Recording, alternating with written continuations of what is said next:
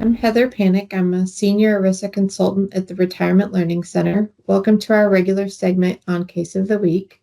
This week's case relates to disabled and chronically ill beneficiaries under the Secure Act. As a reminder, these are real-life cases drawn from calls to our consultants on the resource desk from financial professionals all over the country. Today's Case of the Week question asks us to explain how to determine whether a beneficiary is disabled or chronically ill for purposes of being classified as an eligible designated beneficiary under the Secure Act, and what documentation is required to substantiate the same. The Secure Act created a new class of beneficiaries, the eligible designated beneficiary, or EDB, for required minimum distribution purposes. An EDB is an individual whose retirement account owner's spouse, disabled beneficiary, chronically ill beneficiary is not more than 10 years younger than the decedent or a minor child of the decedent. This classification is important because these beneficiaries are able to stretch the required minimum distributions from inherited retirement counts over their lifetimes using the single life table instead of having to comply with the new 10-year rule. Under the Secure Act and the final regulations, the definition of who is disabled is similar to the definition used by the Social Security Administration.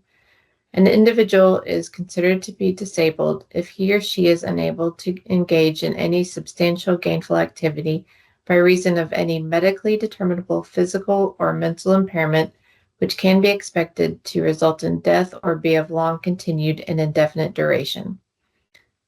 In making this determination, the beneficiary's age must also be considered. A beneficiary is age 18 or older must be unable to engage in any substantial gainful activity. However, a beneficiary who is under age 18 must have marked and severe functional limitations such that later substantial gainful activity is unlikely. There are 3 tests to determine whether an individual is chronically ill. The beneficiary must either need assistance to perform 2 of the 6 activities of daily living, 2, have a disability that is similar to the level of disability previously described, or 3, need substantial supervision to protect the beneficiary from threats to health and safety due to significant cognitive impairment. In order to qualify as a disabled or chronically ill beneficiary, the beneficiary must be able to prove that he or she is disabled or chronically ill at the time the account owner dies. This is not a determination that can be made at a later date. So what documentation is required? The beneficiary is not permitted to self-certify that he or she is disabled or chronically ill. However, the final regulations acknowledge the issues relating to plan sponsors or administrators reviewing medically sensitive information of beneficiaries. Therefore, the final regulations state that the documentation doesn't need to be overly detailed. In proving that a beneficiary is disabled, the final regulations do not specify any particular documentation requirements. There is a safe harbor which provides that if the beneficiary is receiving Social Security disability benefits or supplemental security income at the time of the participant's death, the beneficiary will automatically qualify as disabled. However, the beneficiary does not need to receive these benefits in order to be considered disabled.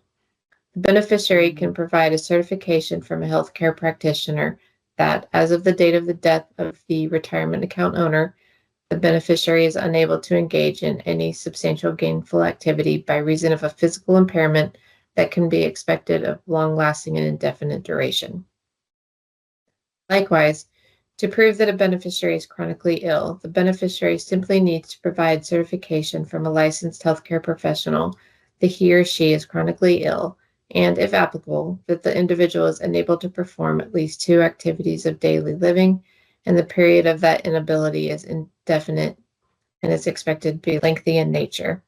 The documentation evidencing the beneficiary's disability or chronic illness must be submitted no later than October 31st of the year following the retirement account owner's death. There is a transition rule for beneficiaries of participants who died in years 2020 through 2023.